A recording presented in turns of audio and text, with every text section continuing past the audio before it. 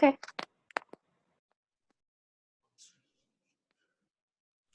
Good morning, everyone. I'm going to discuss a patient with a near fatal presentation of hypereosinophilic syndrome and how challenging it was to manage this patient when resources were stretched to their limits due to the COVID-19 pandemic.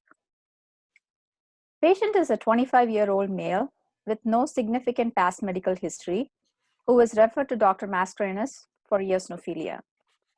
He was in his usual state of health until about a year ago when he started experiencing episodic shortness of breath associated with myalgias and low-grade fever. His shortness of breath was unrelated to exertion.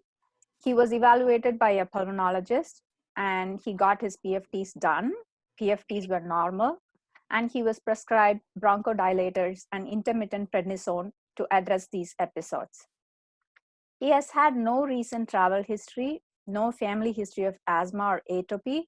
He is originally from Dallas, and he moved to New York about a year ago for work. He works as a computer analyst and lives by himself in Brooklyn.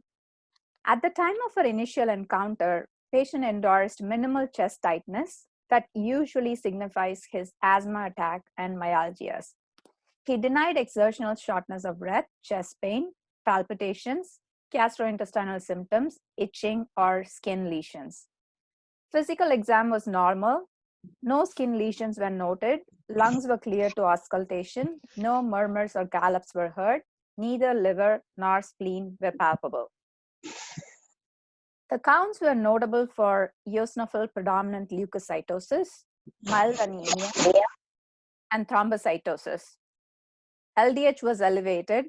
Given that the patient was minimally symptomatic, although with abnormal labs, he expanded the workup to rule out cardiac involvement. Upon review of labs later in the evening, Dr. Mascarenhas and I were shocked to find that he had grossly elevated cardiac enzymes. We called and advised him to start on however many tablets of prednisone he had, along with aspirin 325 milligram, and to minimize physical activity. Now, if these were normal times, we would have asked him to come to the ER and evaluated him as an inpatient. Next day, his cardiac enzymes were noted to be downtrending. IL-5 and IgE levels were found to be elevated with normal tryptase levels. His ANCA screen was negative, and fish in peripheral blood for PDGFR-A, PDGFR-B, FGFR1, PCM1, JAK2 rearrangements were negative. We consulted Dr. Sani, who raised the consent for PE, and she suggested empiric anticoagulation. Although we did prescribe a DOAC, patient never took it, and he informed us only after the weekend. The clinic team promptly scheduled an outpatient CT angio and cardiac MRI. The CT angio of the chest did not show a PE. However, it showed bilateral extensive pneumonia with moderate pleural effusion. The radiologist called me and stated that in the right setting, viral pneumonia could not be ruled out. Cardiac MRI showed myopericarditis with severe LV dysfunction, and we did a SARS-CoV-2 negative PCR testing, which was negative. Given the significant cardiac findings, Dr. Sani wanted him to get admitted for endomyocardial biopsy. We called his parents in Dallas, who insisted on him flying to Dallas for further management. The conversation was challenging because we had to tell the parents that the trip could turn out to be fatal if he is not treated immediately. He underwent an uncomplicated endomyocardial biopsy and right heart catheterization. Neither the cardiac biopsy nor the bone marrow showed any appreciable eosinophil infiltration, which is not unexpected as the patient was already on high-dose steroids. Hypereosinophilic syndromes are a heterogeneous group of rare disorders characterized by peripheral blood eosinophilia and eosinophilic end organ involvement. The clinical variants include myeloid type, that includes hypereosinophilic syndrome with presumed or proven clonal eosinophilia, lymphocytic variant with an aberrant or clonal lymphocyte population driving the eosinophilia, overlap HES, where it is restricted to a single organ system, or defined eosinophilic syndromes like EGPA, aka eosinophilic granulomatosis with polyangiitis. Secondary HES or associated HES is nothing but HES in the setting of a known secondary cause that requires treatment directed at the cause rather than the eosinophilia itself. And some of the causes include parasitic infections, drug hypersensitivity, immunodeficiency, cholesterol emboli, hypoadrenalism, and even IL-2 therapy. Familial HES and idiopathic HES. Idiopathic HES is a HES that does not fall into any of the above categories mentioned. Idiopathic HES is the most common type of HES that's frequently encountered in clinical practice.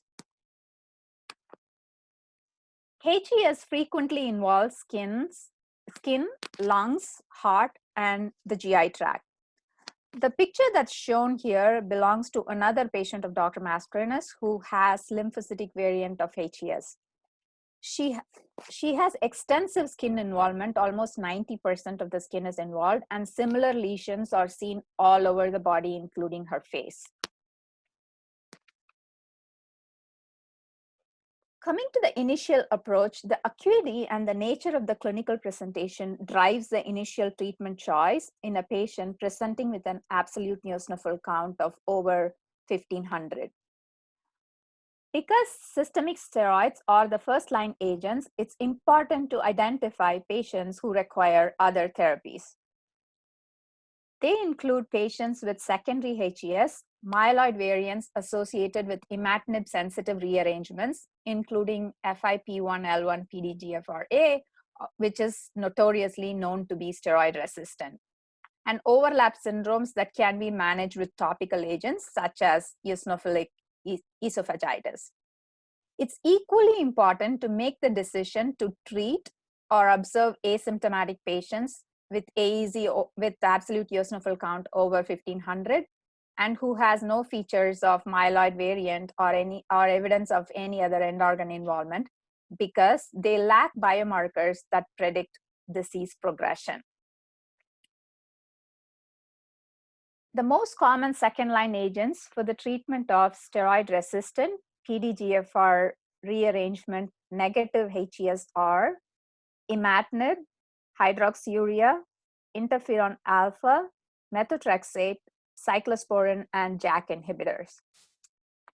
If we look at this depiction, steroids can be used to treat almost all variants of HES, and imatinib is predominantly used to treat, imatinib and hydroxyurea are predominantly used to treat the myeloid variant, and JAK inhibitors along with the interferon immunosuppressive agents are used to treat the lymphoid variant.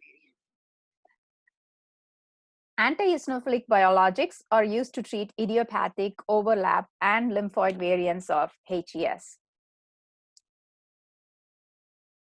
To give a brief overview of HES, eosinophils originate from multipotent and lineage-restricted hematopoietic progenitor cells.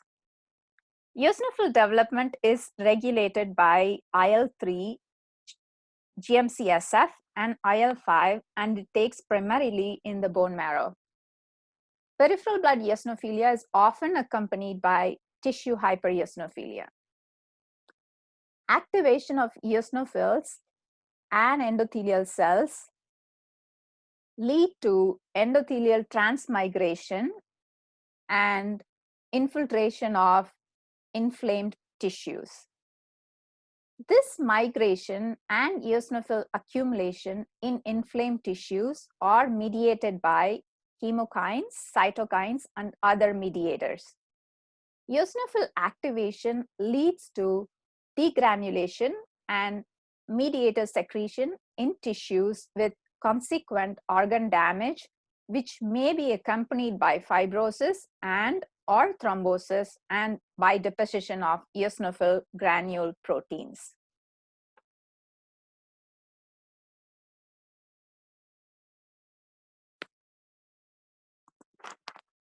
Receptors unique to eosinophils or with limited expression on other cell types are attractive targets for eosinophil depletion.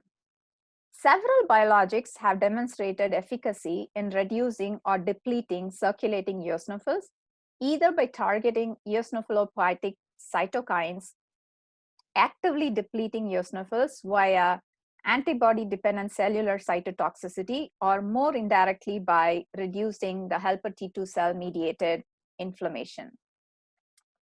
In this picture, we see IL-5, biologics targeting the IL-5, which I'm going to talk about it in a little bit. And what I'm going to discuss, not going to discuss, is the alpha-4 beta-1 integrin antagonists, because although they were initially touted to be promising in hypereosinophilia, but the latter studies did not prove to be as efficacious. The promising molecules are the EMR1, Siglec-8. Siglec-8 is otherwise known as sialic acid binding immunoglobulin-like lectins. These are surface receptors found on leukocytes. Siglec-8 is expressed on the surface of eosinophils, mast cells, and basophils, making it an attractive target for treating eosinophil-related disorders. Studies have shown that engagement of Siglec-8 with antibody or glycan ligand induces apoptosis in IL-5 primed eosinophils in vitro. Although this depends on the priming status of the cell, Siglec-8 can also act as an activating receptor.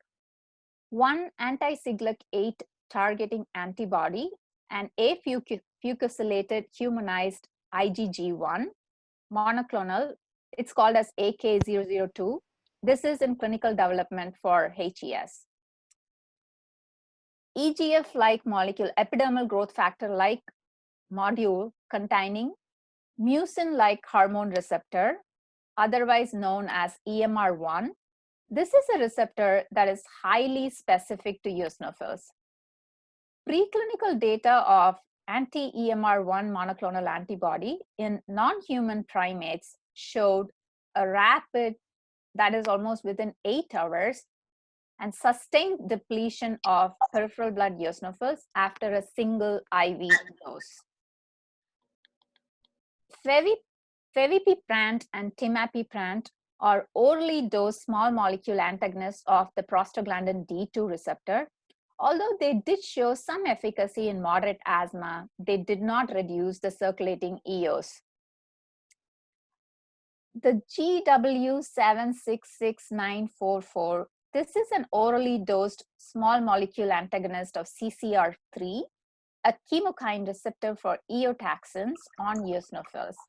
Unfortunately, the clinical trial only showed like minimal clinical benefit and almost like no reduction in absolute eosinophil count in patients with both asthma and eosinophilic bronchitis.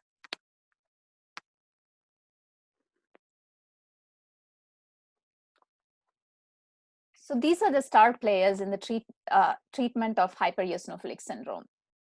IL-5 is a key mediator in hypereosinophilic syndrome with a very narrow set of cellular targets. Only eosinophils, basophils, and a subset of mast cells are known to express the IL-5 or alpha chain. Two types of antibody have been developed to target eosinophils. Antibodies against IL-5,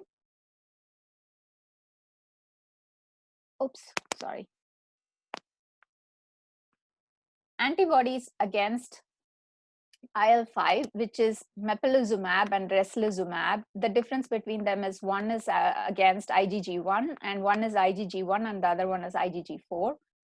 And an antibody against the IL-5 or alpha chain, which is benralizumab. So anti-IL-5 antibodies bind to IL-5 and interfere with occupation of the IL-5 receptor, thereby inhibiting cell signaling and inducing cell lysis. Benralizumab is a fully humanized afucosylated IgG1 type anti-IL-5R alpha antibody. This antibody binds to the IL-5R alpha expressed by eosinophils and basophils close to the site that binds IL-5 and blocks the access of IL-5 to its receptor, thereby neutralizing its effects, and they induce target cell depletion through NK cell mediated antibody dependent cellular cytotoxicity. Both types of antibodies have been shown to rapidly reduce circulating eosinophils. Subsequently, mepolizumab was evaluated in a double-blind, placebo-controlled trial in patients with PDGFRA negative HES to assess its steroid-sparing effect. Patients were randomized in a one-to-one fashion, and they were stratified according to the prednisone dose. A point to note is the mean serum IL-5 levels on both populations at baseline were below the limit of detection. The primary endpoint was the reduction of the prednisone dose to 10 milligram or less per day for 8 or more consecutive weeks. A prednisone dose of 10 milligram or less per day was considered clinically meaningful, and a response lasting 8 weeks was considered durable. Secondary endpoints were a blood eosinophil count of less than 600 for 8 or more consecutive weeks, the time to treatment failure, and various prednisone dose-dependent endpoints. Of the 107 patients screened, 85 were randomly assigned to either the mepolizumab arm or the placebo arm. Mepolizumab arm had like 43 patients and the placebo arm had 42 patients.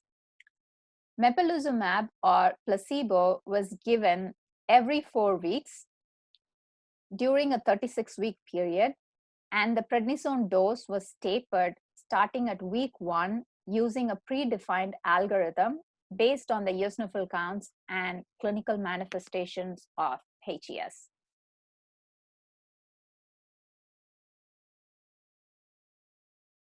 Panel A shows the primary endpoint, that is, the percentage of patients in whom the prednisone dose was reduced to 10 milligram or less per day, or the equivalent for 8 or more consecutive weeks.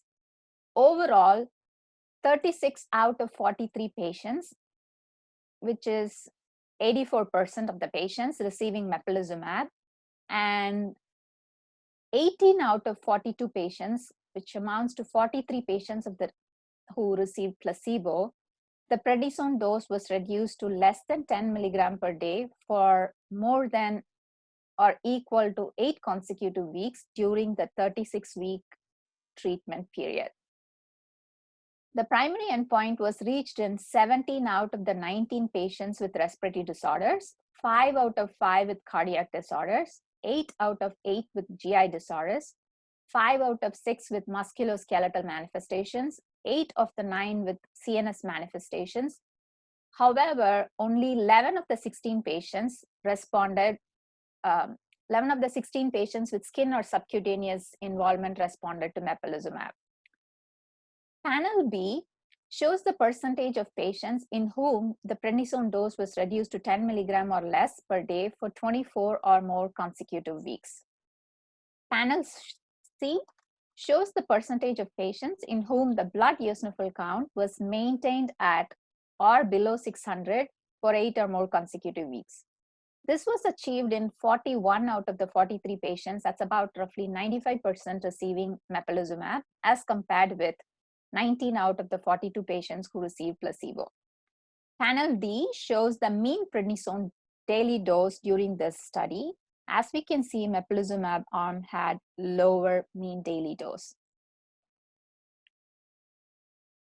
Panel E is a Kaplan-Meier plot of the time to treatment failure in the intention to treat population. So the time to treatment failure was defined as the number of days to clinical worsening requiring other therapy for HES or an increase in the prednisone dose to more than 60 milligrams per day. Time to treatment failure was significantly shorter in the placebo group than in the mepolizumab group, and the median time to treatment failure in the placebo group was 136 days. Panel F shows the mean serum eosinophil-derived neurotoxin values. This is one of the marker this is produced by the eosinophil granule proteins, and this is implicated in acute asthmatic exacerbations. As we can see, the mean levels of serum eosinophil-derived neurotoxins, they were significantly different between the two study groups at all time points evaluated. All secondary and exploratory efficacy endpoints significantly favored the use of mepolizumab. Adverse events were equal in both mepolizumab and the placebo group. There was one fatal event in a person with severe HES and a history of multiple cardiovascular comorbidities who died 110 days after his first mepolizumab infusion and 26 days after his fourth and last infusions from a cardiac arrest attributed to arrhythmia and internal pacemaker/defibrillator failure. This proof of concept study showed that the administration of anti-IL-5 antibodies and eosinophil specific and targeted therapy has a potential benefit in HES. Following this study, mepolizumab was approved as an add-on agent in eosinophil-driven asthma at a dose of 100 milligrams sub-Q every 28 days, and for EGPA, which is a variant of HES, at a dose of 300 milligrams every 28 days. Most recently, a larger placebo-controlled trial of mepolizumab at 300 milligram every 28 days met its primary endpoint, demonstrating a statistically significant result with 50% fewer patients experiencing a HES flare when treated with mepolizumab compared to placebo. When added to standard of care treatment over a 32-week study period. This paper is in press. And when we speak to Dr. Cleon, who ran the trial, she was hopeful that this will lead to the approval of mepolizumab in HES patients. So our patient, given he is currently on mepolizumab 300 milligrams sub-Q monthly, he got his first dose, and it was based on the results of this trial because 5 out of 5 patients with cardiac involvement responded to mepolizumab. And currently we are transitioning him from steroids to mepolizumab with very careful, close monitoring. And he is also on cardiac failure optimization and anticoagulation. All his cardiac enzymes normalized, however, he still has mildly elevated BNP. And we are hopeful in his repeat cardiac MRI and cardiac function test that his ejection fraction will improve. Our patient's management would have gone a lot more smoothly if not for the COVID-19 pandemic. This is my favorite article. This is an excerpt from the perspective article between Scylla and the Charybdis by Dr. Lewis. This was published in NEJM. I felt this was most appropriate to include here as it succinctly conveys all our collective thoughts about our very vulnerable patients during this pandemic. I thank Dr. Mascarenhas for his exceptional mentorship, the awesome MP and clinical team for reacting to the urgency of the situation and arranging all the procedures in a timely fashion. Dr. Sani, Dr. Malone, Dr. Kozuk, and my co-fellows for their incredible support during this absolutely dystopian times. Thank you. Questions?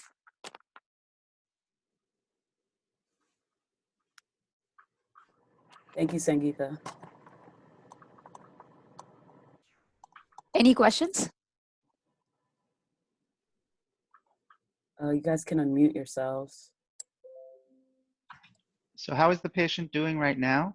He's doing awesome, Dr. O. He's able to resume his normal physical activity. His cardiac enzymes are like less than 0.01. Did he ever develop heart failure, Sangeeta? It was on his presentation, his EF was like 32% and with like extensive myopericardial involvement. But it hasn't improved yet. So his 1 month follow-up scan is like today. And what is his prognosis? What is his long-term prognosis? We spoke with Dr. Amy Kleon, who is in NIH, and she says that like if, his prognosis is very good and the cardiac failure is reversible if we could keep the eosinophilia under control. Thank you. Nice job. Thanks.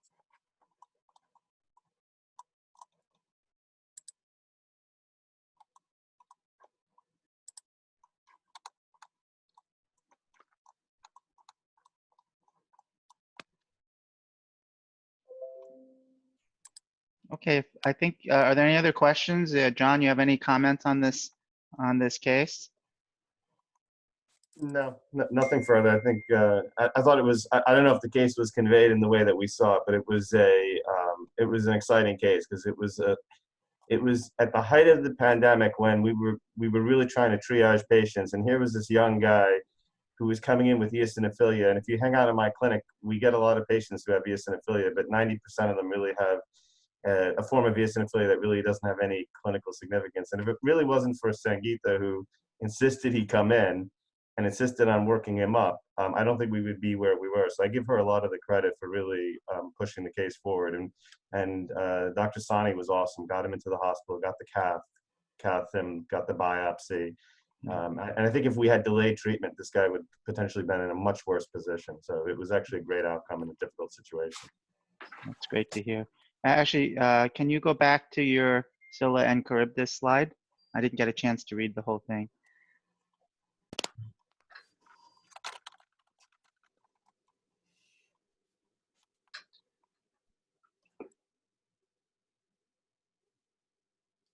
Yeah, I think just so everyone on this call knows, we are, Luis, Dr. Isola talked about it at our last town hall. We really can't wait too much longer for many of our patients. And so I think that we've put a lot of people off as much as possible. And the real question brought up here is to what extent people will die, even unnecessarily of undertreated other illnesses. Many of you have seen some of the data that there are much higher deaths of unexplained cause. And the question is, are some of those, occult COVID-19, or are they really undertreated, cancer, cardiovascular disease, hematologic disease? And I think we're going to be dealing with this for some time, completely separate from COVID-19. This case is an example of how, a treatable but underdiagnosed problem in the setting of a separate pandemic could have led to a young man's death or much worse outcome. So that's terrific that Sangeeta took the lead on this. Okay.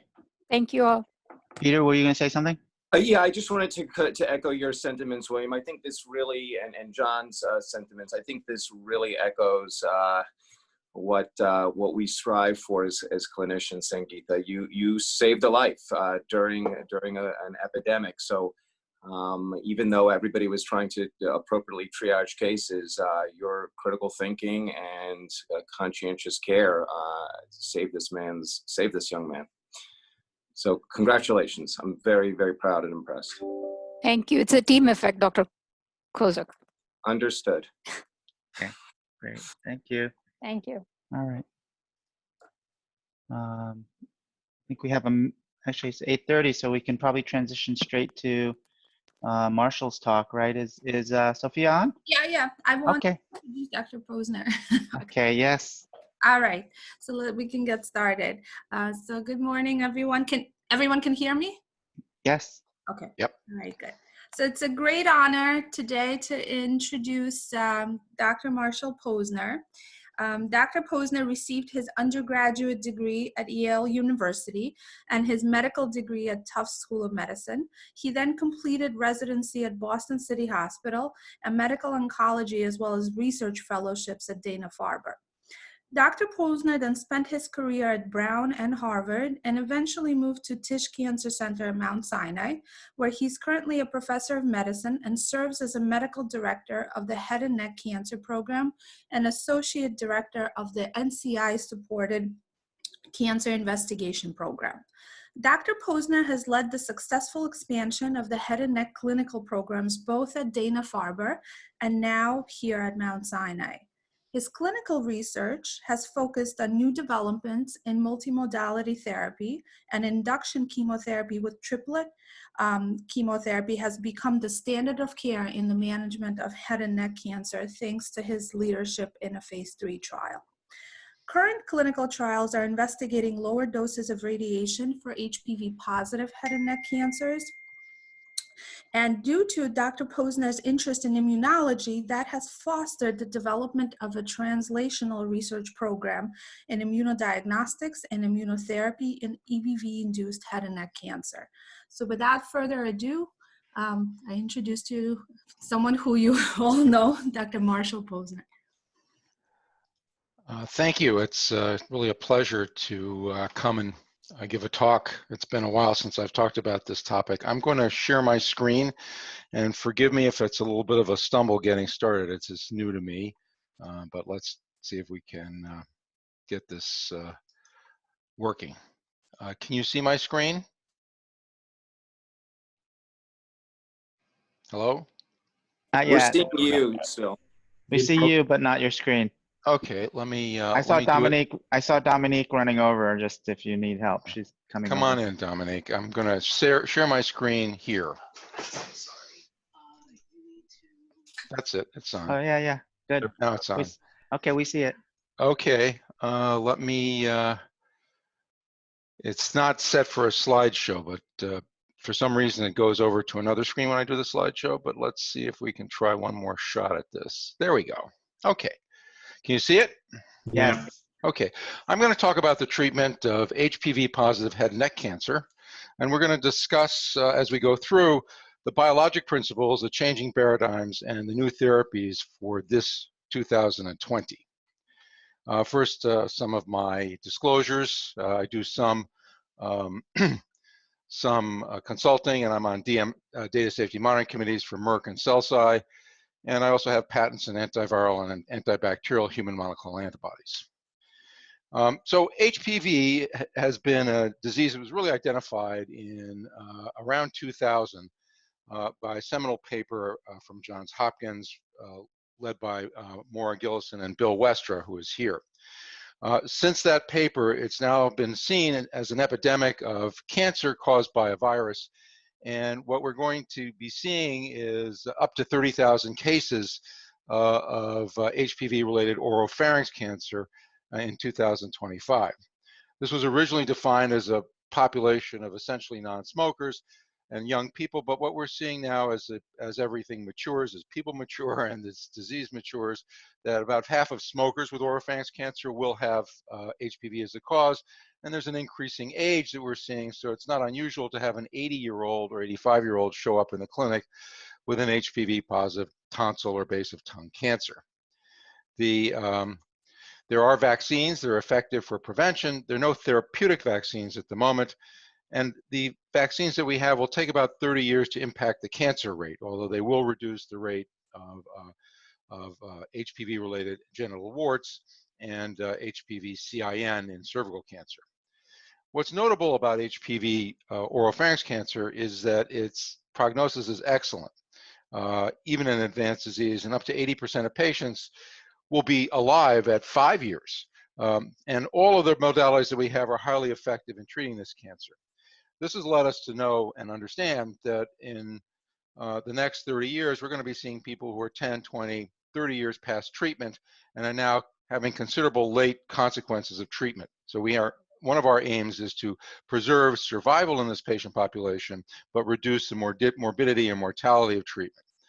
Of course, one of the ways to do that will be to prevent the cancer, and I'll get into that in a moment. HPV is a DNA virus.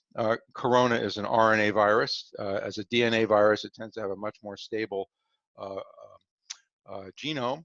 It has essentially six early antigens, which are involved in viral management, assembly, and usurpation of the cell, and two coat proteins, L1 and L2, which are late and are used to wrap the viral DNA and help it export and then enter cells.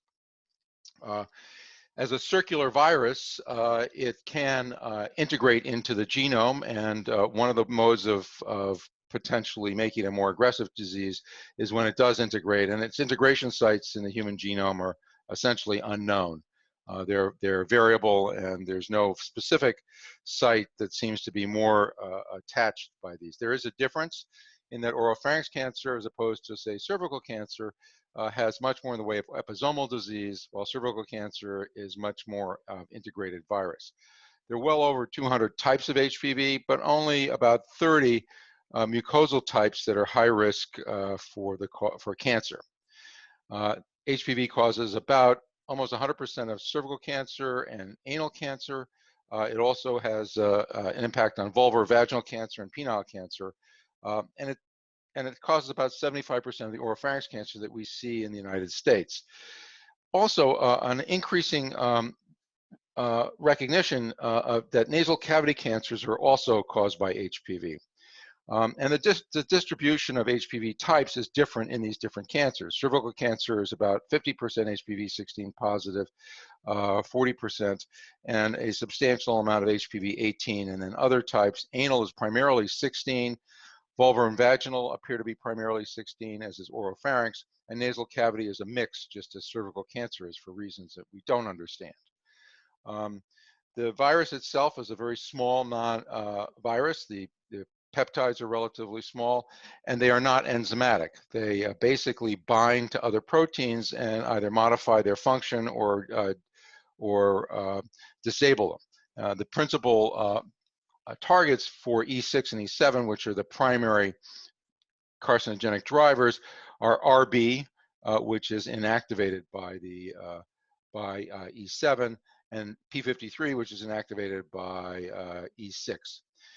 With these two drivers of keeping apoptosis and apoptosis and preserving the cancer process and driving the mitosis and growth of the cancer cells through RB, E6 and E7 are actually quite necessary for preserving the malignant state in the tumor cells. And so inactivation of E6 or E7, if that were feasible, would actually help to treat the cancer. Currently, these are not enzymatic targets, and so there's really no inhibitor that has been identified for them.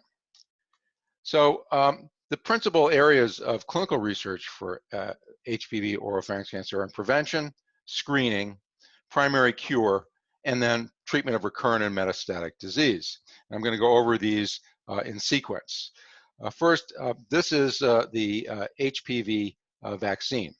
Through molecular technology, empty viral particles have been produced expressing the L1 protein. They self-assemble, and they've been used to vaccinate people, and they result in prevention of CIN, and also for those that are the low-risk HPV 6 and 11, which cause genital warts, they block and prevent genital warts in young adults and adults.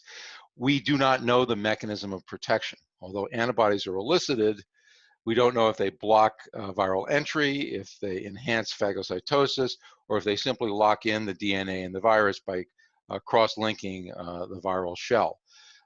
So there was a shot in the dark, an a priori decision that if you give a shell, you'll produce antibodies, and antibodies will protect against infection.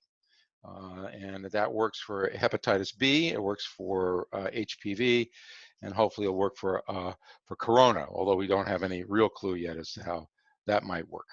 The optimal schedule is really unknown. It was chosen to give individuals 3 injections. The reason that this works, even though we get infected with this virus, is that the immune response, both antibody and T-cell mediated to HPV, is muted, particularly in the cervix, and for reasons that we don't understand, we don't produce robust antibodies in response to infection. And just about everybody is infected by the time they hit their 20s. There are 3 vaccines that are available: Cerevix, which is HPV 16 and 18, Gardasil, which includes the genital warts, and Gardasil 19, which is a recognition that fully half of the cases of cervical cancer are caused by non-HPV 16 types, and you see here a list of the various types that are included. The vaccine has been approved for children and now recently for adults through the age of 45. So I urge you that if you're able to get this and you're under 45, that you actually get the vaccine. It's effective in eliminating warts and HPV-CIN in women, so these are established evidence of efficacy. We have here at Mount Sinai a very vigorous vaccination program in East Harlem and Central Harlem for young women, and it has been very effective in eliminating CIN for them. We actually have, through Angela Diaz in the pediatric group, a higher rate of vaccination than in the Upper East Side. So I think it's a testimony to the efficacy of the vaccine and to some of the efforts and ongoing research that are going on here at Mount Sinai. Here is a trial for screening that is being run through our ENT partners. Brett Miles is the principal investigator. This is the mouth study, and it's accruing men and women between 35 and 75, women who are partners of partners of women with cervical dysplasia, partners of patients with HPV OPC, and then people with 3 or more lifetime oral sexual partners, which appears to enhance risk. There are a couple of other minor requirements, and the study consists of a survey of behaviors, which is completely anonymous, saline and oral swish to see if we can collect virus from a wash, a sample of saliva, urine, and blood.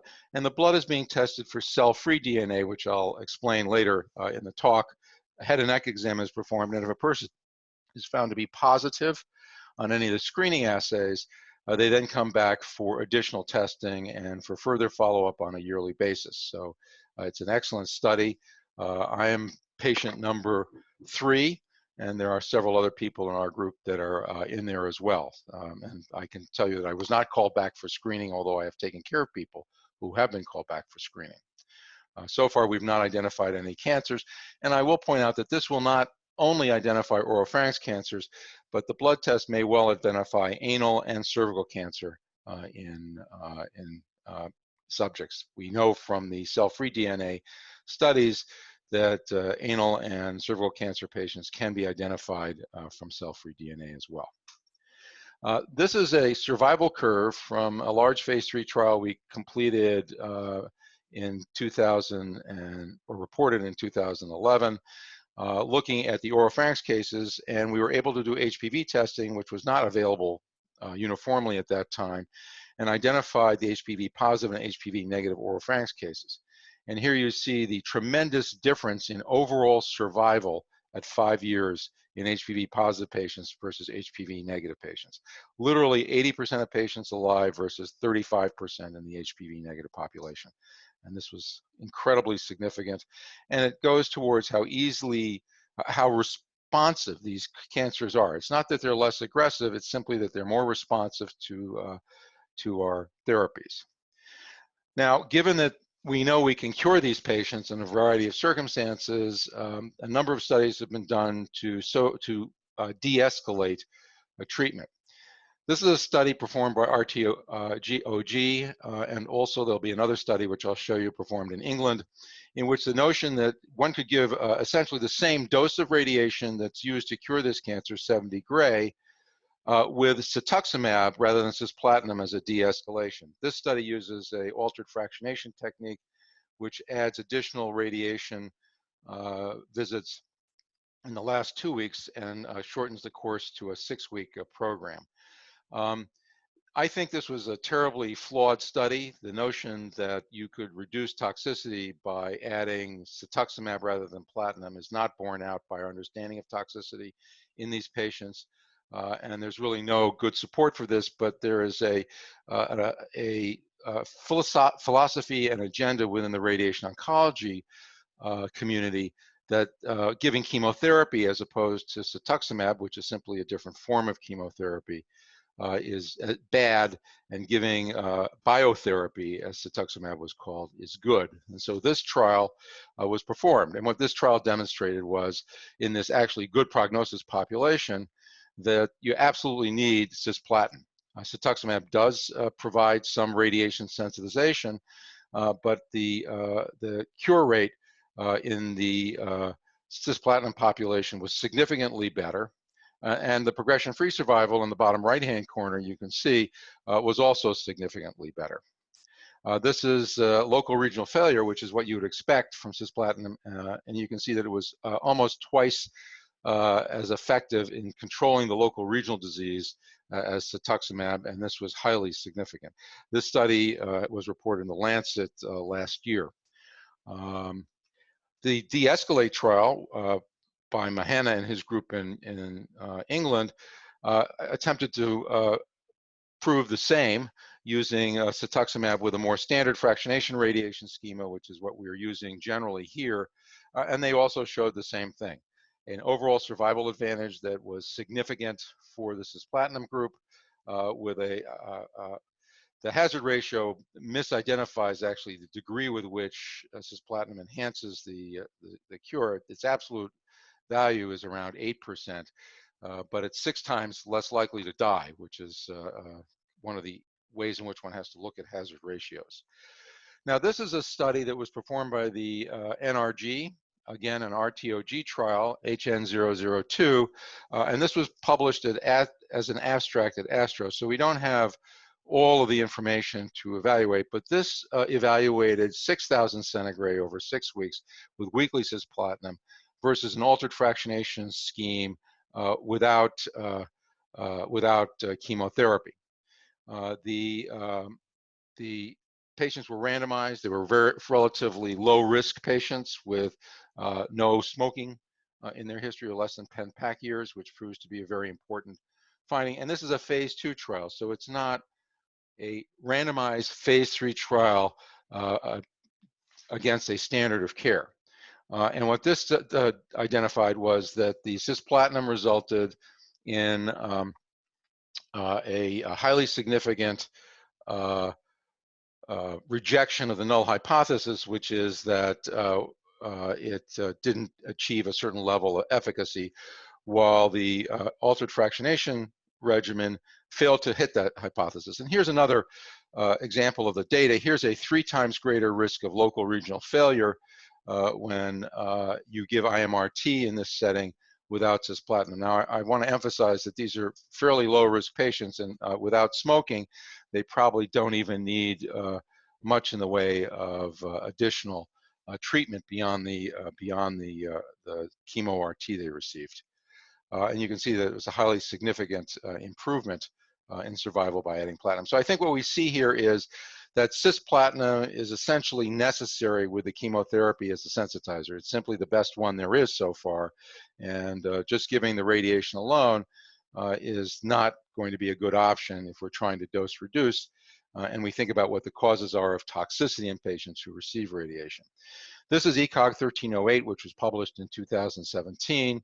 And in this study, patients were treated with, this is a phase 2 trial, so they were studied with induction chemotherapy. They had relatively advanced disease. There was no smoking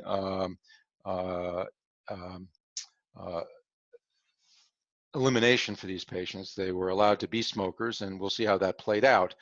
Once they achieved their chemotherapy program, they were assessed for response, and clinical complete responders went on to receive chemotherapy with cetuximab and IMRT with 54 centigrade, and non-responders received almost 7,000 with cetuximab also. This study, of course, would have benefited from putting cisplatin or carboplatin into the radiation, but didn't have the option of that data at the time.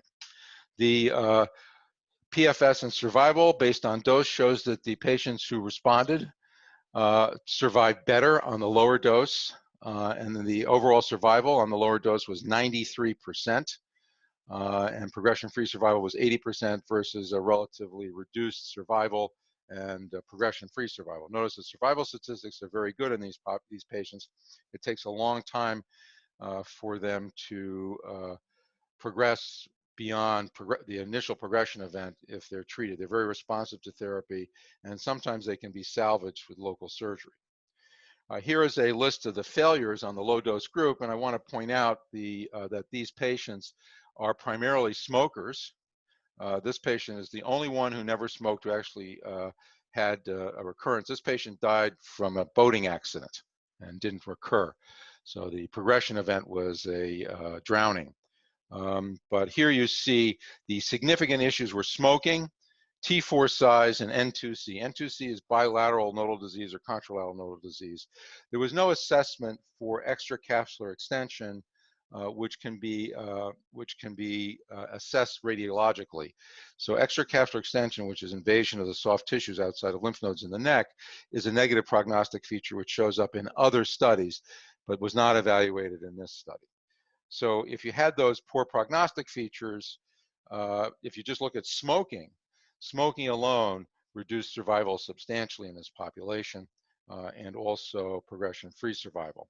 And if you looked at the N2B patients by smoking history, the same showed up. 1-year progression-free survival was somewhat lower. Here is a trial that we performed here, which we called the quarterback trial, where we reduced radiation therapy from 7,000 to 5,600 centigrade. Patients received 3 cycles of Taxotere, cisplatin, and 5-FU with a reduced dose of 5-FU. They were assessed for response, and clinical responders, not complete responders, but clinical responders, were then randomized to the low dose or the standard dose treatment with carboplatin as the radiation sensitizer. The important factor here was that we eliminated patients with greater than 20 pack-year history. The writing was on the wall years ago when we did this study that was a major risk factor, and we included anybody who was high-risk HPV positive, and we were looking at 3-year local control, progression-free survival, and ultimately overall survival in this patient population. This is a combined data from that trial as well as the follow-up phase 2 trial in which we just treated patients with induction chemo and chemo-RT. And what we had in the original study here, and I haven't got all the data for the other one because we're just following up, with greater than 5 years survival, we had almost a 90% survival in standard care, standard patients, and 83% in non-standard. All of the failures were early, as you can see here. And what's important is that we had T4 patients, N2C and N3s, extracapsular extension radiographically, and we had other high-risk HPV types in this population. We actually had 4 patients with non-HPV 16 types, and of those 4, 50% failed. So of the 3 patients that failed in the 20 that were in this study, 2 were not HPV 16. So we had a very high HPV 16 control rate. When we look at the combined data, our progression-free survival is 84%, local regional control is 88%, and distant metastases rate, we had 1 patient out of those 32 who had a distant metastases. So we beat a lot of the other studies that are out there in terms of distant metastases, local regional control, and overall progression-free survival. We have, of the 5 patients who relapsed, all of them did so within 4 months of completing their initial treatment, and 1 of them is still alive on immunotherapy. So our overall survival is actually very close to, is 88%. So it's a pretty remarkable result. We are continuing this trial with a slightly reduced dose of 5-FU, and we're in the process of taking a look at the data. Just so you know, the combined phase 2 patients, the patients who were on the follow-up trial, there are 20 of them, and they're all more than a year out from the start of therapy and more than 6 months out from completing their treatment. So we don't expect any relapses in this population. Here is the SIRS trial, which is the Sinai robotic surgery trial. This is taking advantage of the really excellent surgical teams that we have here. And this is led by Dr. Miles and Dr. Gendon, and from that group. Patients are consented before they get their surgery, and they're consented on the basis of their scans and meeting the criteria, which are high-risk HPV positive and P16 positive, but P16 positive is all that was required to do the surgery, since we didn't always get the HPV status until the patient either had surgery or when they were about to get surgery. They had to have less than 3 nodes, no extracapsular extension, matted nodes, which is a sign of extracapsular extension, N3s, or nodes that were low below supraclavicular nodes, or in what we call level 3. We also did not allow T4s on this, and non-smokers, less than 20 pack years, and no active smoking, which meant the equivalent of 1 cigarette per day anytime during the last 5 years. These were very stringent, but we knew that smoking was a bad prognostic feature. We knew that we weren't going to operate on T4 patients and leave a positive margin. And leave a negative margin, and we knew that the risk of distant metastases was higher with ECS and matted nodes. And so these were 3 groups that we had, and you can see what the criteria are with decreasing levels of pathologically determined poor prognostic features. We actually just did surveillance in this group of patients. We did radiation in these, and we've recently broken this group out to give less radiation to people with nodes that weren't didn't have extracapsular extension or no surgical margin. And even here, we're substantially less than the 6,600 that would be given as a post-operative course with chemotherapy. And you can see that these are reduced dose radiation treatments. This is the overall results for the first 50 or so patients that were included in the trial, 54. And the data over here is the detailed data. We had 4 local regional failures. All of them were salvaged and are more than 10 months out. Some are 2 years out from the salvage treatment. The progression-free survival is 91% because we had 1 cardiac arrest. And the disease-specific survival, that is disease-caused death, is 100% survival. The overall survival is 98%. And here you can see that we had 2 failures in group 1 out of 25 patients. We had 1 fail in group 2 and 1 in group 3. So these are excellent data, and the overall survival is great. One of the reasons that we did this study, so you understand, is we feel and felt that if we had such a high cure rate with radiation alone and we weren't impacting on the genetics of the trial by doing surgery and perturbing the cancer cells in a genotoxic way with chemotherapy, that we could salvage patients and give them radiation if they failed. Why subject 50% of these patients, in this case it would be 93% of these patients, to radiation that they ultimately wouldn't need? And so this was truly a complete de-escalation from radiation in that population. So this was presented recently, and hopefully will be coming out in a manuscript soon. This is a trial that was performed and is being performed by ECOG, the Alliance. It is a surgical trial also. Patients with reasonably modest disease were treated with a transoral resection. This doesn't just use TORs, there's also micro laser dissections, MLD, which is also used. So they allowed people to have an approach that would allow a transoral resection as opposed to the older form of dissection, which required a jaw split or going in through the neck, which caused a lot of collateral damage and consequences. So patients who had low risk disease went to observation, and patients who had intermediate risk disease got reduced dose radiation, were randomized to reduced dose radiation or a higher dose of radiation. This was a 2-year progression-free survival. Those patients with very high-risk features, that is positive margins, extracapsular extension, or greater than 5 metastatic lymph nodes, 5 or more, were given a standard dose of radiation and cisplatin. So this was a really a big de-escalation in terms of dose of radiation, as we've done, but also in reducing, in giving more radiation, but no chemotherapy at that point. This trial was going to be reported, we thought, at ASCO this year, and hopefully we'll see it in about 3 weeks, 4 weeks when ASCO data is released. This is a trial that is being started by the NRG.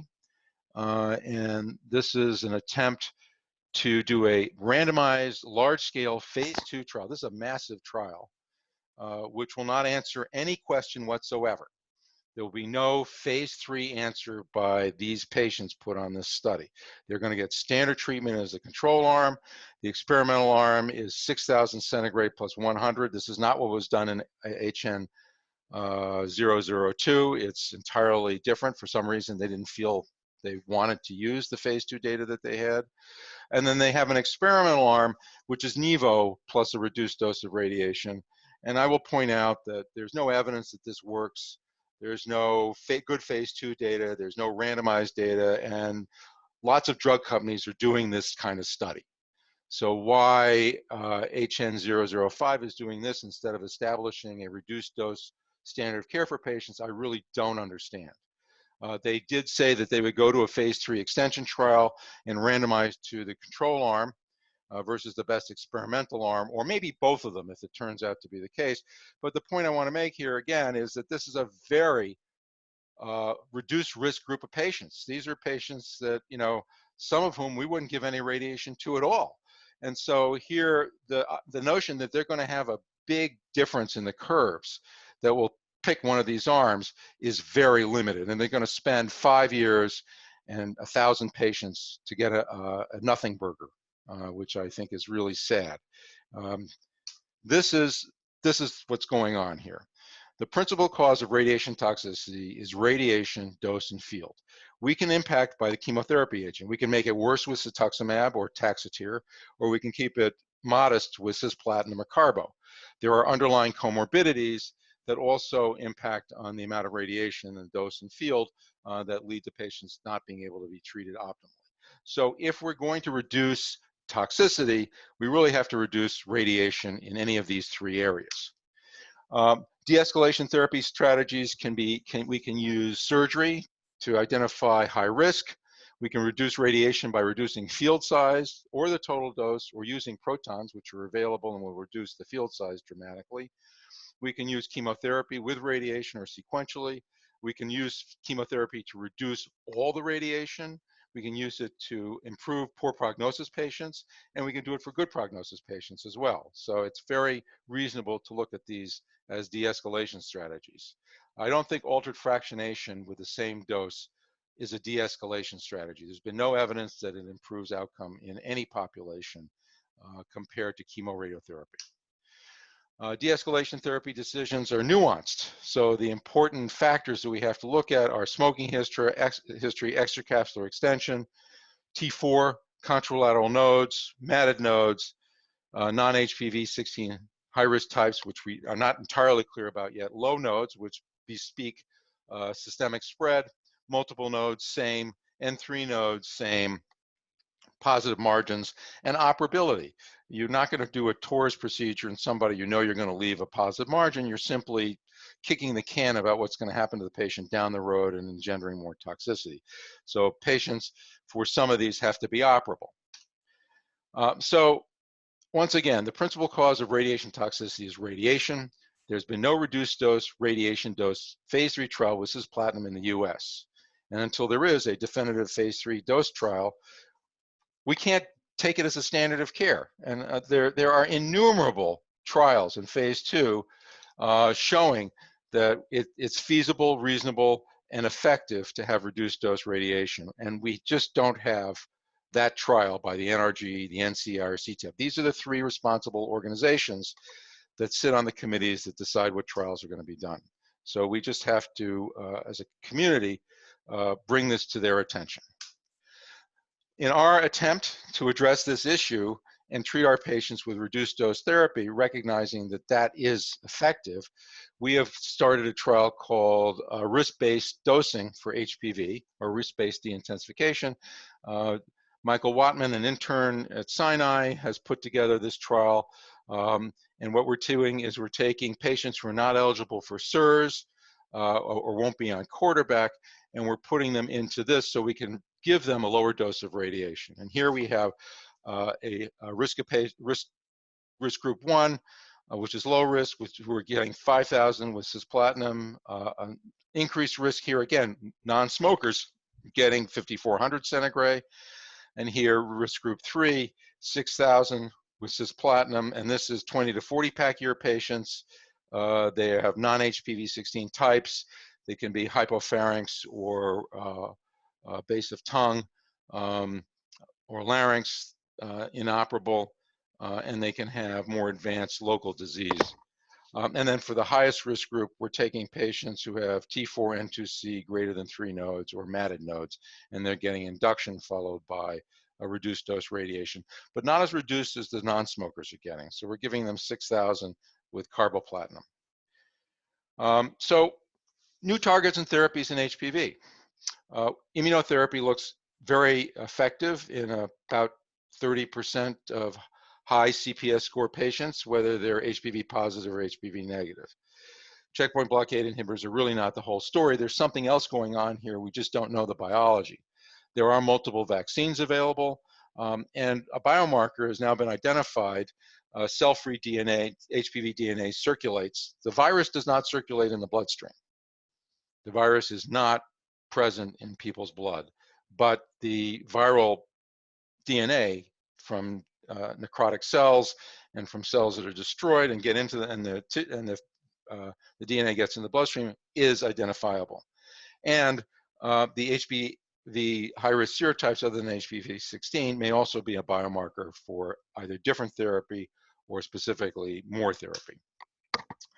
This is a study that was just published by Dr. Chera and the JCO looking at the availability of cell-free DNA and its potential for identifying patients with recurrent disease. Using a one positive test, they had 28 of these 115 patients positive for cell-free DNA after definitive therapy. None of these patients relapsed. When they had two positive tests, and I did a second testing in all of these, they had 16 patients.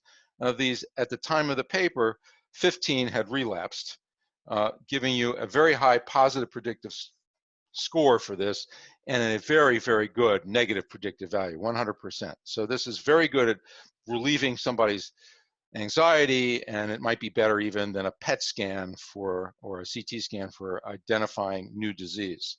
35% of the failures were local regional, which helps us to know that we can identify small volume local regional disease as well as higher volume potentially distant metastases. And here you see the local regional control and the data distant metastasis-free survival. You can see how this was impacted as well. So this is a really, looks like a really robust test. There are other people that have tests like this. They're generally academics. Johns Hopkins have one. I'll show you a study we're doing with them. And the Dana-Farber has one. We've been unable to get one of these studies done here simply because we don't have the instrumentation available for it.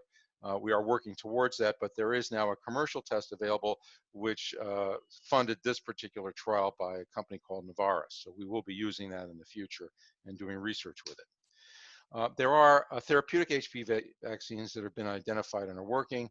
Most are directed to HPV 16 or 16 and 18. There is a T-cell receptor vaccine taking place at NCI with gene-modified T-cells, looking at T-cell epitopes. And also the T-cell receptor is the target for all of the vaccines under any circumstances, looking for epitopes that can be used by the T-cell receptor for targeting. There are ongoing trials at Mount Sinai with Hucapa Johns Hopkins, and the NCI T-cell trial is available for patients if they have HPV-16. This is the Hucapa virus used for the vaccine. They take a arenavirus and they have modified it. It's LCMV, lymphochoriomeningitis virus, that was given to people experimentally in the 70s with no impact. So there were already phase 1 trials with this back in the wild 70s when the IRBs would have stopped this. It is taken up by dendritic cells. It releases the genetics, the DNA from the E6 and E7 that's been inserted into the virus, and then activates T cells and produces antibodies to those targets. It works well in mice who have HPV positive cancer, 16 positive cancers, and we are now engaged in a phase 1 study with this, and we have one patient actually who has stable disease after about 4 months of treatment, having had rapidly progressive disease up to that point. We are also doing a window of opportunity trial with the Hucapa product. This is in development. The idea will be to intravenously or intratumorally inject patients prior to definitive therapy. We're going to follow both the immunity and any changes in the tumor. And these patients will get a post-treatment biopsy and then go on to either definitive radiation or go to surgery and have their tumor looked at for immune responses. We plan to put about 20 patients on this, and it'll take anybody who is HPV-16 positive who doesn't fall into our other trials.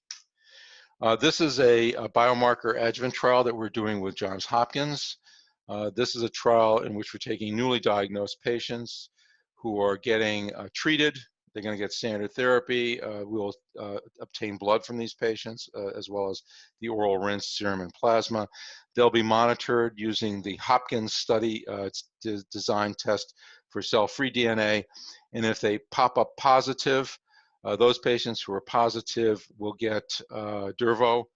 Those who are, or will be randomized to Durvo or a vaccine plus Durvo.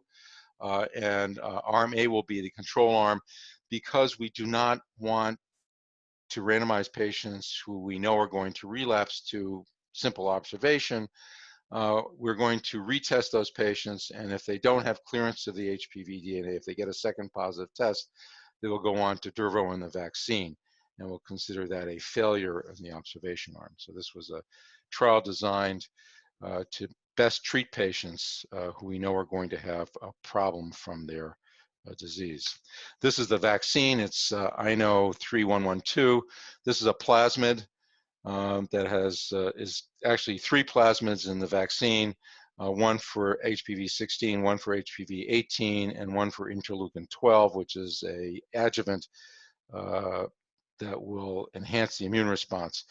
Plasmids don't get taken up readily by tissues. This is going to be injected intradermally, and then something called electroporation, which is pulsing with electrical current that will open up the cells so the plasmids can enter and then become unsheathed and act within the cells. So this is a standard vaccine technique. It's been used in some of the HIV vaccines and in other vaccines for plasmid and naked DNA intradermally.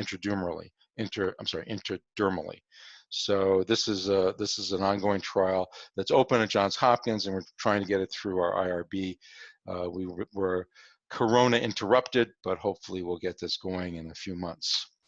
So I want to leave you with this. We have multiple translational research opportunities in prevention, screening, and treatment. There are multiple laboratories that have resources that can be turned toward HPV testing, both in virology and immunology, as well as in cancer mechanisms. There are active programs across Mount Sinai. I didn't mention Keith Siegel, who's doing an anal screening, anal cancer screening in HIV positive men and HIV negative, as well as women. There's a cervical cancer group through the Women's Cancer Group with Stephanie Blank. So we have numerous groups, and we have interest in cancer immunology and cancer mechanisms, and we have an infectious disease group here who are also working on their own vaccine for HPV that we'd love to get access to when they get to the point of putting into patients. So we have a lot of research going on here, and there are lots of opportunities. It's a big field, and there's a lot to be done. So thank you. Any questions?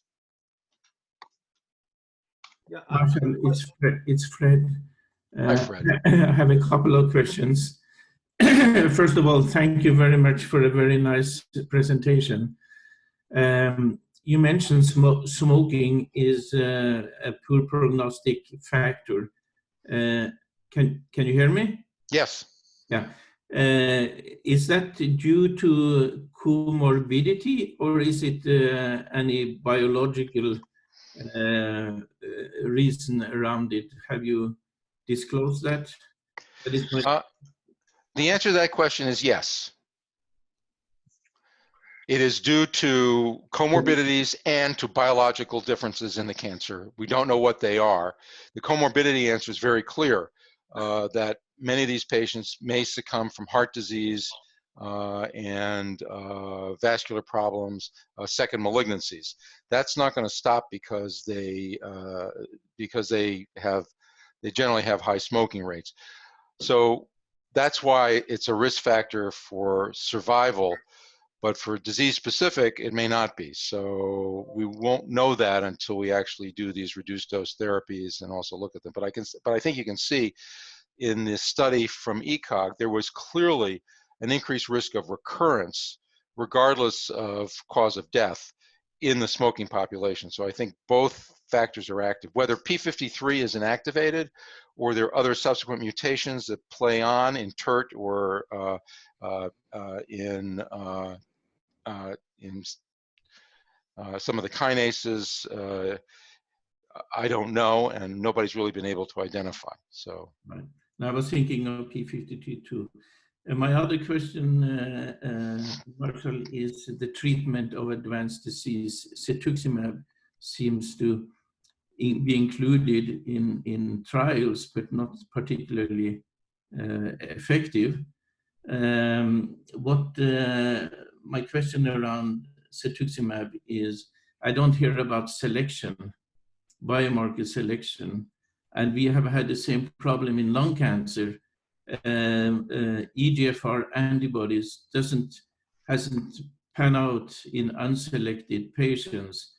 We have demonstrated with cetuximab as well as with necitumumab that if you apply high copy number or gene amplification, you have reduced hazard ratio significantly. In our last smoke study, we demonstrated a hazard ratio of 0.32 in FISH positive patients with cetuximab. that's fabulous.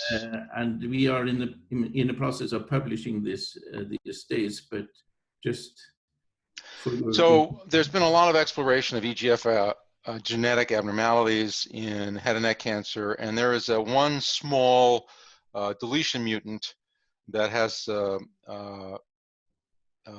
constitutive EGFR activity, but it does not seem to have any impact on cetuximab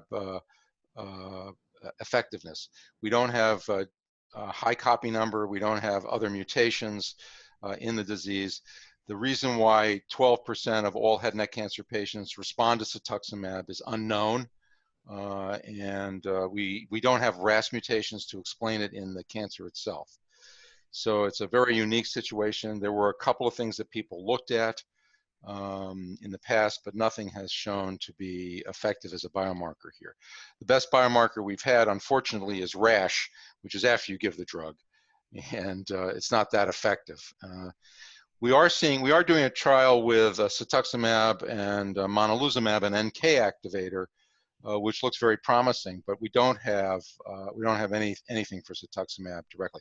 I will say this, however: no patient with head and neck cancer should die without having cetuximab as part of their treatment for recurrent and metastatic disease.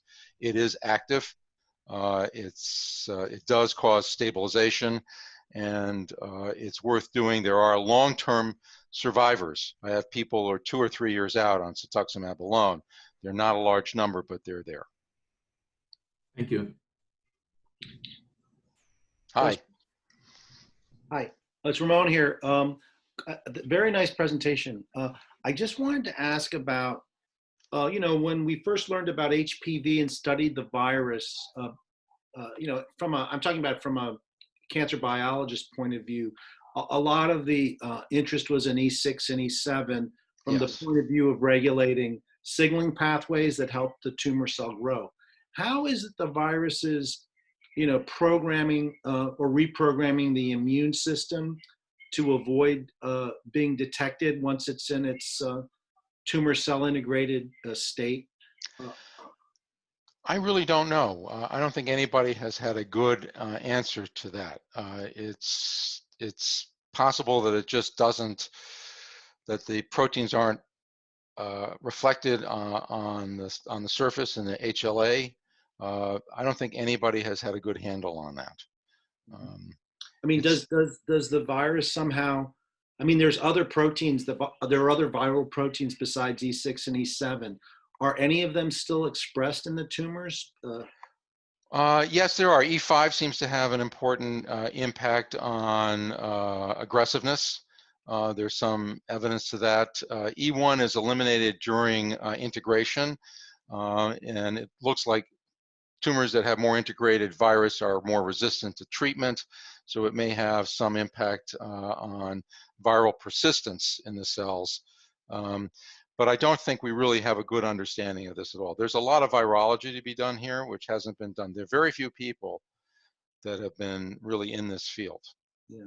I mean, we talked about this a while ago, and obviously we'll have to, it would be wonderful to recruit a virologist focused on this. And, you know, it's not that, you're right, there are not that many people working in this area, but it's a shame given our really strong microbiology department. And also Peter Palese seems, you know, very interested in this area as well. He seems to be enthusiastic.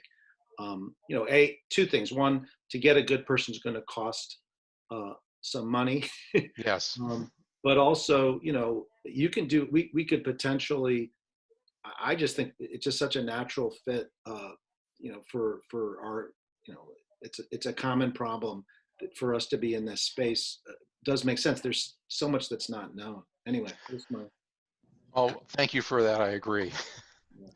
Marshall, this is Nina. Thanks so Hi. much. That was a absolutely wonderful summary. I had a couple of questions. One is, what is the vaccine the ID is trying to prepare? And secondly, can you comment on variants in E6 and E7, either for 16 or 18, that impact immunogenicity? And why 18 doesn't appear to be as immunogenic, perhaps? Well, I don't know. I'm not the molecular virologist that we need to really investigate HPV.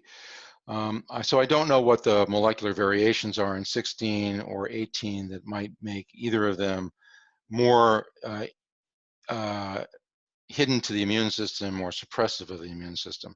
What I do know is that HPV 16, all the HPVs do not elicit a dramatic immune response in the cervix when you have a cervical CIN.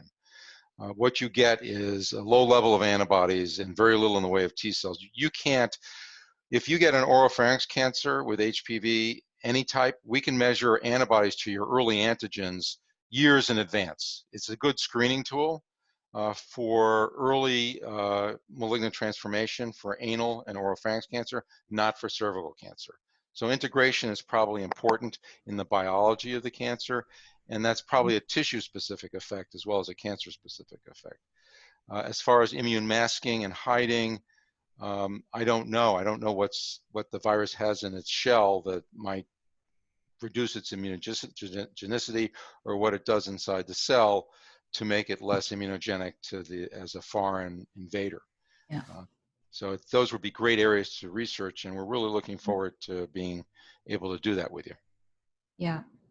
And the ID group's vaccine platforms, do you know what that is? Well, only from our Right. HPV working group that they're working with Newcastle virus to try Oh, and okay. develop a Yeah. vaccine in that realm. I haven't heard anything new from them about what they've done. It'd be nice to get a progress report. But I think everybody has been redeployed at this point Yeah. for Right. the emergencies. So. Right. But the good thing is, I think with vaccination, you know, you can drive T cells into the tumor. And it'd be Yes. exciting to see with the HOOKIPA study whether that happens also. Yeah, we did a study with the Advaxis project, which was a Listeria monocytogenes, a bacterial vector that was disabled. And that led to a cytokine release syndrome and a lot of significant toxicity. But we have long-term survivors. We have 3 patients still alive years after that study. So the vaccine may well have contributed to that. And it's very interesting that they're still going. And we may see the same here. They got other therapies afterwards, but it is a reason why overall survival remains good in this, is that patients do respond. And it's quite possible that some patients may actually be cured by chemotherapy alone, which I saw anecdotally in patients at Dana-Farber and here. So we have a few people that refused therapy, radiation, and were cured. So. And sorry, one final question. Sure. When patients come in, have people done sort of a deep dive into baseline responses, you know, just to HPV? I mean, my understanding is that you have to really do in vitro sensitization to find these responses, if they exist at all. The I have T not cell seen. responses, but I wonder how well that's been studied. Well, I've only seen it in the context of clinical trials that are ongoing for the vaccines. For example, Andy Sikora did some of that for us with the TPF patients, and that was published. And then Charu Agarwal in the INO, forgive me for not remembering the number, for the INO study that she published last year in Clinical Cancer Research, they did some pre-vaccination T cell monitoring. I mean, we'd love to do that. Part of it is the logistics, and part of it is having somebody who's ready to do that. And I know you have someone in your lab who's interested in doing that. So we really love to get that done, both with the SIRS trial and with the quarterback trial patients. Yeah, great, thank you. Sure. Go ahead, Michael. You're muted. Complications in the prevention vaccine in teenagers or young women or young men? Can you say that again? I didn't quite get all of it. Has there been any morbidities or any big complications on the preventive vaccines given to teenagers and young adults? The randomized trials show no impact of the vaccine on side effects. There's some muscular tenderness, and some people get an occasional fever with it. But there were a lot of questions about whether people developed a post-vaccination paralysis syndrome, Guillain-Barré, which was shown to be equally likely in the non-vaccinated population as the vaccinated population.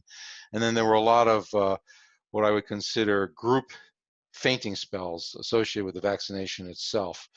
But there's really been no consistent findings that could be ascribed to the vaccine. It's extraordinarily safe. It is a shell of proteins. So from that point of view, it's unlikely to do anything, although that's possible. I'm more concerned about DNA and RNA vaccines, which have more hidden and unknown impacts. So it'd be interesting to see how that pans out. Marshall, I have one maybe last question, and then I think we can wrap up.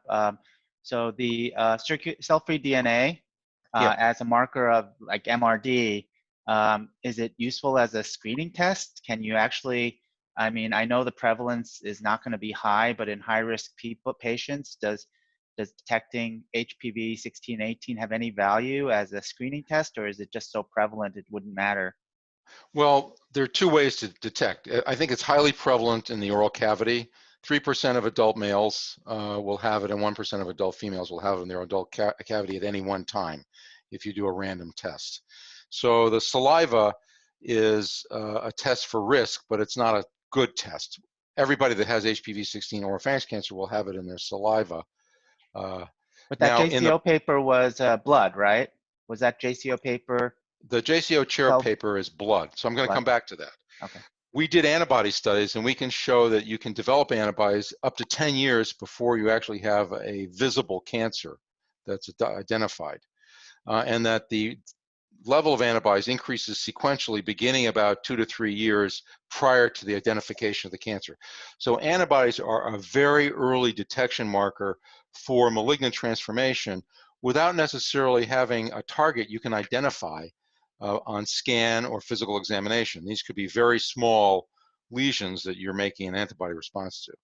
I think the cell-free DNA requires a certain level of tumor, which I think would be more visible or become more visible sooner in the patients than with the antibody test. With the antibody test, we want periodic screening on a regular basis. If you had cell-free DNA, I'd want to do a PET scan, an examination, and even get a rectal exam done, endoscopy, because those are the kinds of things that, but we don't have a one-to-one comparison of volume of tumor versus cell-free DNA. There are also some subtleties which I didn't get into, which are interesting.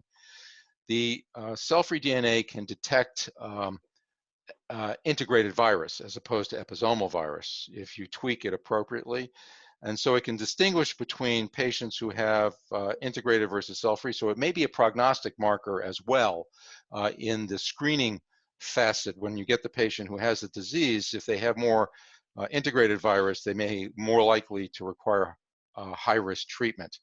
They can also distinguish the different subtypes, not just 16. And if they get a high integrated level, they may be able to identify cervical as opposed to oropharynx or anal. So there are some subtleties that larger studies will, I think, show us what's actually going on. Great. Thanks, Marshall. That was great. Glad to do it, and thank you. Great okay. questions. All right. Bye-bye, everybody. So Bye. long.